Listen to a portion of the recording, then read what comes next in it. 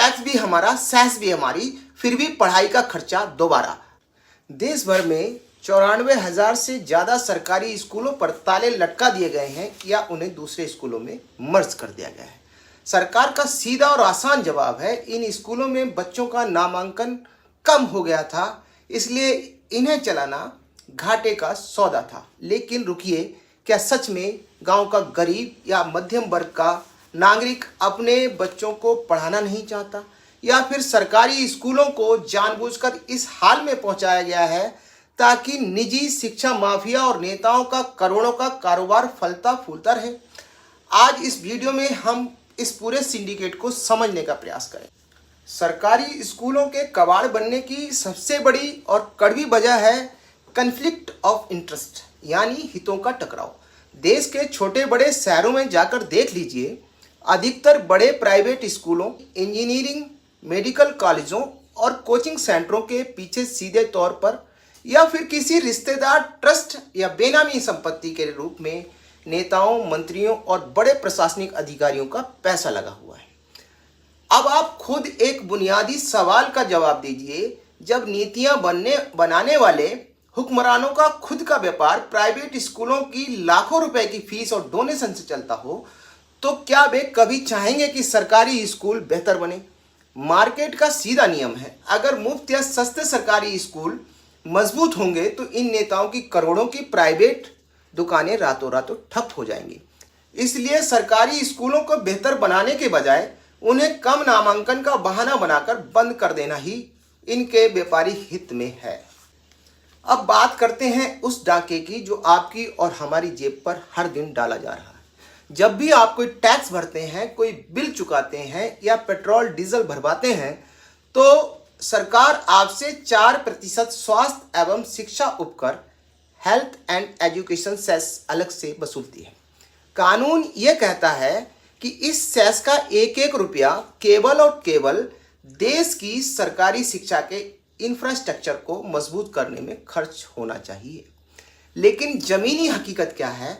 आम नागरिक यहाँ दोहरी मार झेल रहा है। पहला, आपने अपनी गाड़ी कमाई से सरकार को एजुकेशन सेस दिया ताकि देश में बेहतर सरकारी स्कूल बने। दूसरा, सरकारी स्कूल को उपेक्षित और बर्बाद रखा गया, इसलिए मजबूर होकर आपको अपने बच्चे का दाखिला उसी नेताजी के प्राइवेट स्कूल में कराना पड़ा, जहां की फीस भरने के लिए आपको कर्ज तक लेना पड़ता है। टैक्स भी हमारा, सेस भी हमारा, फिर भी पढ़ाई का खर्चा दोबारा। अगर सेस के अरबों रुपयों के बावजूद 94,000 स्कूल बंद हो रहे हैं, तो जनता का ये पैसा आखिर किस गड्ढे में जा रहा है? सरकार कहती है स्कूल में बच्चे कम आ रहे हैं, लेकिन बच्चे कम क्यों हुए? सालों से प्राथमिक स्कूलों में स्थायी शिक्षकों की भर्तियां नहीं हुई हैं। जो शिक्षक हैं भी उनसे पढ़ाने के अलावा जनगणना, चुनाव ड्यूटीज, राशन कार्ड आदि की गिनती और सरकारी डेटा एंट्री जैसे 50 तरह के गैर शैक्षणिक काम करवाए जाते हैं। स्कूलों में ना पीने का साफ पानी है, ना लड़कियों के लिए अलग शौचालय है और ना ही टूटी छतों को सुधारने का बजट। जब आप किसी स्कूल को बिना शिक्षक, बिना ब्लैक बोर्ड और बिना शौचालय के छोड़ देंगे, तो गरीब से गरीब माँ बाप भी पेट काट कर बच्चे को वहां से निकाल लेगा। पहले व्यवस्था को जानबूझकर अपाहिज बनाओ, फिर जब मरीज दम तोड़ दे तो कहो कि अब अस्पताल की जरूरत ही नहीं है। यही खेल सरकारी स्कूलों के साथ खेला गया है। दुनिया का कोई भी देश, चाहे वह जापान हो, फिनलैंड हो या अमेरिका हो, अपनी सार्वजनिक शिक्षा व्यवस्था को बेचे बिना विकसित नहीं बना। विकसित भारत का सपना केवल बड़े बड़े होल्डिंग्स, विज्ञापनों से पूरा नहीं होगा। वह सपना तब पूरा होगा जब देश के आखिरी पायदान पर खड़े व्यक्ति के बच्चे को भी वही गुणवत्ता वाली शिक्षा मिलेगी जो किसी नेता या उद्योगपति के बच्चे को मिलती है। हमारा सीधा सवाल है, अगर सरकार से सरकारी स्कूल नहीं चलाए जा रहे हैं तो जनता से एजुकेशन सेस वसूलना तुरंत बंद किया जाए, और अगर सेस लिया जा रहा है तो बंद किए गए 94,000 स्कूलों को आधुनिक बनाकर तत्काल आरंभ किया जाए।